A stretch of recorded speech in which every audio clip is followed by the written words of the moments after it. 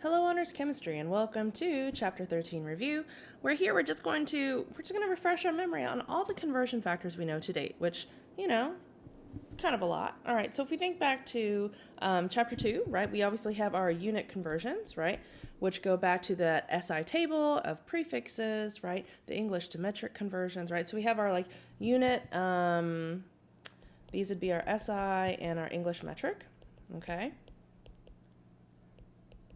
Those I like to assume are just kind of memorized at this point, right? Because we've been using them so much, right? In addition, we've got density, where density is our conversion between, right? This converts between mass and volume of the same substance, right? Going back to that discussion we had in the pre-lab, right? It is the mass and volume of the same substance, right? We also have, what else? Right, we have molar mass, which converts between mass and moles of the same substance, right?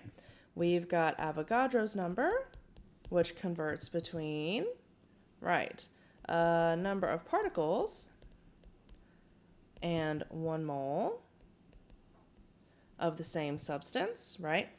What else? And don't forget, particle words include things like atoms, if we're talking about an element, right? Molecules, if we're talking about a molecule, which is elements chemically bonded together, right? Formula units, if we're talking about an ionic compound, and we could be talking about isotopes even, right? But all of those are particle words that we could put in there for particle, right? So we've got Avogadro's number. What else? Right, we've also got our piece versus whole conversions, right? We've also got our mass relationships that we talked about. We've also got what? Right. We've also got molarity, which is the relationship between moles of solute and liters of solution, right? And we've got our mole ratio, which is the only one that converts between moles of A and moles of B, right? And so sometimes these can be arranged in the form of a roadmap, right?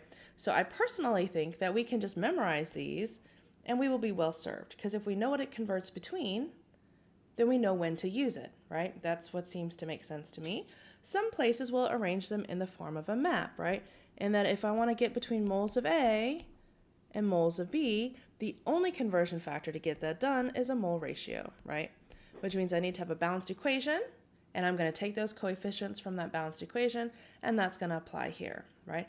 But then everything else spreads itself around, right?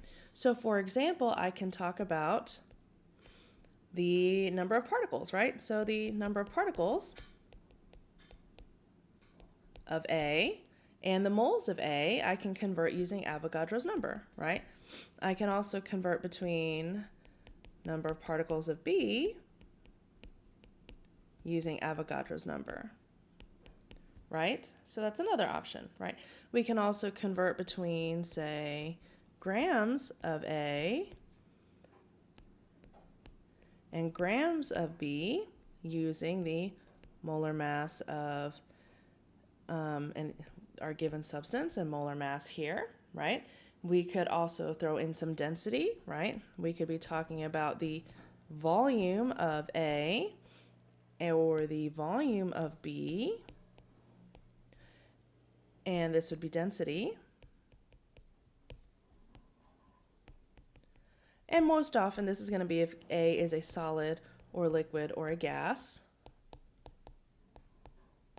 right? Not to be confused with when we're talking about the volume of A if it's aqueous, right?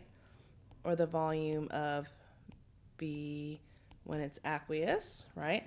Which in that case, we would be talking about molarity as our conversion factor, right?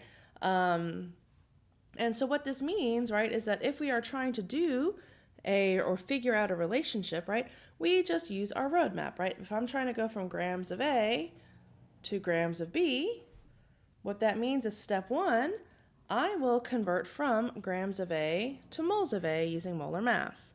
Then from moles of A to moles of B using the mole ratio. Then from moles of B to grams of B, again using molar mass, right? In addition, let's say I wanted to take a different roadmap, right?